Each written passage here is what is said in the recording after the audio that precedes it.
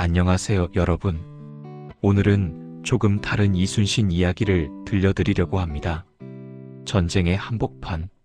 수많은 승리 뒤에 남은 것은 화려한 기록이 아니었습니다.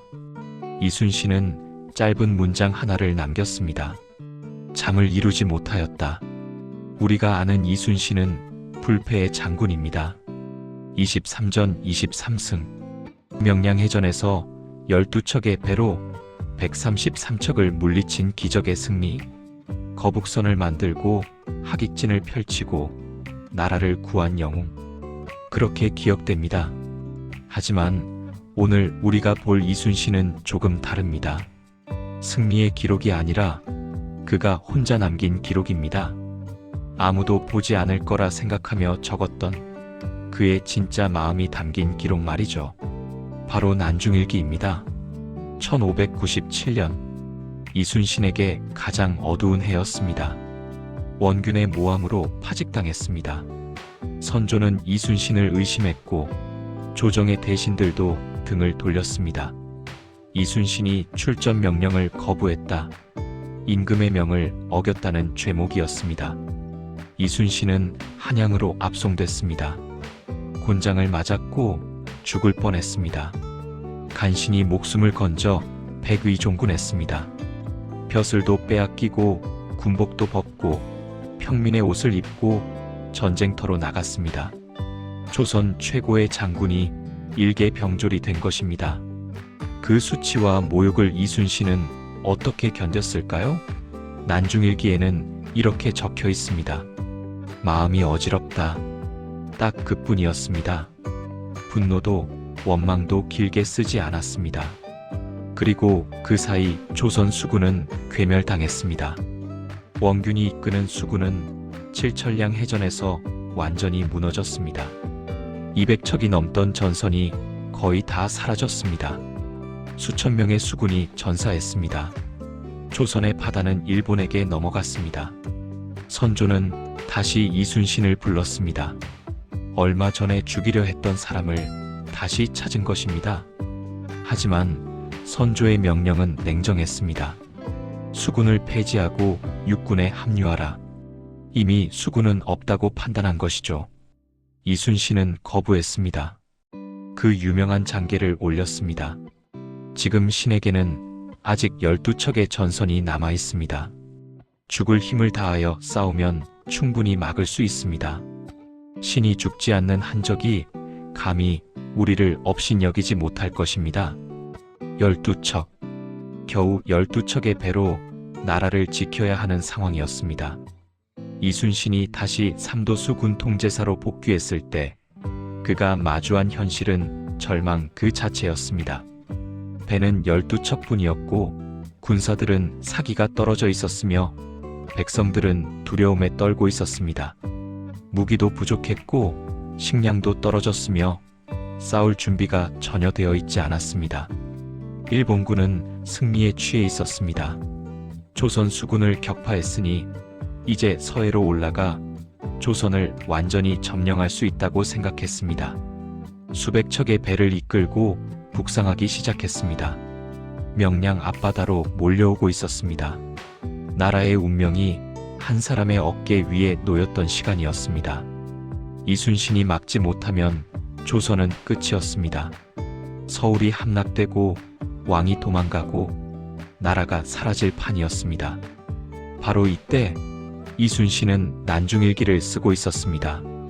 전쟁 중에도 파직당했을 때도 백의종군 중에도 이순신은 일기를 멈추지 않았습니다.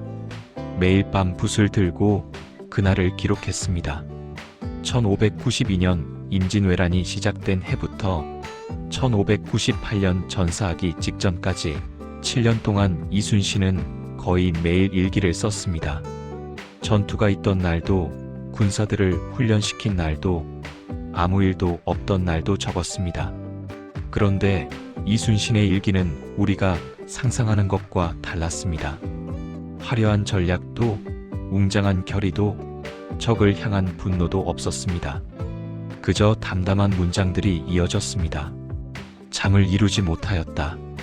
1597년 8월 3일의 기록입니다. 명량해전을 한 달 앞둔 시점이었습니다. 이순신은 잠을 이루지 못했습니다. 12척의 배로 수백 척을 막아야 하는데 어떻게 잠을 잘 수 있었겠습니까? 내일이 오는 게 두려웠을 것입니다. 하지만 내일은 계속 왔고 이순신은 계속 싸워야 했습니다. 마음이 몹시 아프다. 같은 달 9일의 기록입니다. 딱 이 한 줄뿐이었습니다. 무엇이 아팠을까요? 나라의 운명이 아팠을까요? 자신을 배신한 조정이 원망스러웠을까요? 함께 싸우다 죽은 부하들이 그리웠을까요? 칠천량에서 죽은 수천 명의 수군이 떠올랐을까요? 이순신은 설명하지 않았습니다. 그저 마음이 몹시 아프다고만 적었습니다. 더 쓰면 무너질 것 같았는지도 모릅니다. 그래서 짧게 담담하게만 적었을 것입니다. 비가 내렸다. 날씨 기록도 자주 나옵니다. 흐렸다. 바람이 불었다. 안개가 꼈다. 이런 짧은 문장들이 반복됩니다. 전쟁의 영웅이 남긴 기록이라고 하기엔 너무 평범하고 너무 조용합니다. 하지만 바로 이것이 진짜 이순신이었습니다. 화려한 말로 꾸미지 않았습니다. 영웅적인 다짐도 하지 않았습니다. 그저 그날의 하늘을, 그날의 마음을 있는 그대로 적었습니다. 난중일기를 읽다 보면 이상한 느낌이 듭니다. 승리의 기록이 거의 없습니다.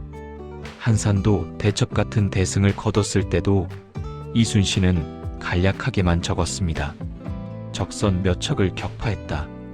우리 군사 몇 명이 다쳤다. 그게 전부였습니다. 축하하는 내용도 없고 자랑하는 내용도 없습니다. 오히려 이순신은 걱정을 적었습니다. 군량이 부족하다. 군사들이 지쳤다. 배를 수리해야 한다. 이런 현실적인 문제들로 가득했습니다. 이순신에게 승리는 끝이 아니라 시작이었던 것 같습니다. 한번 이겼다고 끝나는 게 아니었습니다. 다음 싸움을 준비해야 했고, 군사들을 돌봐야 했고, 부족한 것들을 채워야 했습니다. 승리의 기쁨을 느낄 여유가 없었습니다. 반면 걱정과 불안의 기록은 많았습니다. 어머님 소식이 없어 마음이 편치 않다. 이순신의 어머니는 이순신이 백의종군하던 중에 돌아가셨습니다. 하지만 이순신은 장례식에도 가지 못했습니다. 전쟁터에 있었으니까요. 아들로서 마지막 도리를 다하지 못한 죄책감이 일기 곳곳에 묻어납니다. 어머니를 뵙지 못한 지 오래됐다. 집안 소식이 궁금하다. 어머니 건강이 걱정된다. 이런 문장들이 계속 나오다가 어느 순간부터 끊깁니다. 어머니가 돌아가신 것입니다. 이순신은 그날 이렇게 적었습니다. 어머님께서 돌아가셨다는 소식을 들었다. 하늘이 무너지는 것 같다. 하지만 나라가 위급하니 곡할 수도 없다. 어머니의 죽음 앞에서도 이순신은 전쟁터를 떠날 수 없었습니다. 아이들 걱정이 앞선다. 이순신에게는 아들이 셋 있었습니다. 큰아들 회는 함께 전쟁터에 나가 싸웠고, 둘째 열도 군관으로 복무했습니다. 셋째 면은 아직 어렸지만 전쟁의 위험 속에 있었습니다. 아버지로서 이순신은 늘 아이들을 걱정했습니다. 특히 큰아들 회에 대한 걱정이 많았습니다. 회는 아버지를 따라 전쟁터를 누볐고 여러 전투에서 공을 세웠습니다. 하지만 이순신은 아들의 공보다 아들의 안전을 걱정했습니다. 회가 다쳤다는 소식을 들었다. 마음이 아프다는 기록이 있습니다. 군사들이 굶주리고 있다. 이순신이 가장 많이 걱정한 것은 부하들이었습니다. 군량이 부족해서 제대로 먹이지 못하는 것, 추운데 옷이 없는 것, 다쳤는데 약이 없는 것, 이런 것들이 이순신을 괴롭혔습니다. 조정은 지원을 제대로 해주지 않았습니다. 전쟁 중인데도 군량을 보내지 않았고 무기를 지원하지 않았으며 군사를 보충해주지 않았습니다. 이순신은 스스로 해결해야 했습니다. 이순신은 직접 농사를 짓게 했습니다. 군사들을 동원해서 밭을 일구고 씨를 뿌리고 곡식을 거뒀습니다. 소금을 구웠고 목재를 베어다 팔았으며 물건을 만들어 장사했습니다. 장군이 장사꾼이 되어야 하는 상황이었습니다. 난중일기에는 이런 기록들이 자주 나옵니다. 오늘 소금 몇 가마를 팔았다. 나무를 베었다. 곡식을 수확했다. 전쟁을 하면서 동시에 생계를 유지해야 했던 것입니다. 조정의 명령이 뒤바뀌어 난감하다. 선조와 조정은 이순신을 믿지 않았습니다. 의심했고 명령을 자주 바꿨으며 압박했습니다. 출전하라고 했다가 철수하라고 했고 공격하라고 했다가 방어하라고 했습니다. 이순신은 이것을 참아야 했습니다. 일기에는 원망을 직접적으로 쓰지 않았지만 난감하다, 답답하다, 괴롭다는 표현이 자주 나옵니다. 임금의 명령은 절대적이었으니까 따를 수밖에 없었습니다. 하지만 때로는 거부했습니다. 명령이 잘못됐다고 판단하면 이순신은 상소를 올려 반박했습니다. 왕의 명령을 거부하는 것은 목숨을 거는 일이었습니다. 실제로 이순신은 이 때문에 파직당하고 곤장을 맞고 죽을 뻔했습니다. 그럼에도 이순신은 옳다고 생각하는 것을 관철시켰습니다. 나라를 지키는 것이 왕의 비위를 맞추는 것보다 중요했으니까요. 이순신은 외로웠습니다. 아무도 자신의 편이 아니었습니다. 위로는 의심하는 임금이 있었고 옆으로는 시기하는 동료들이 있었으며 아래로는 굶주리는 군사들이 있었습니다. 이순신은 혼자였습니다. 친구도 없었습니다. 전쟁터에서 친구를 사귈 여유가 없었고 조정에는 이순신을 시기하는 사람들 뿐이었습니다. 이순신은 누구와도 속마음을 나눌 수 없었습니다.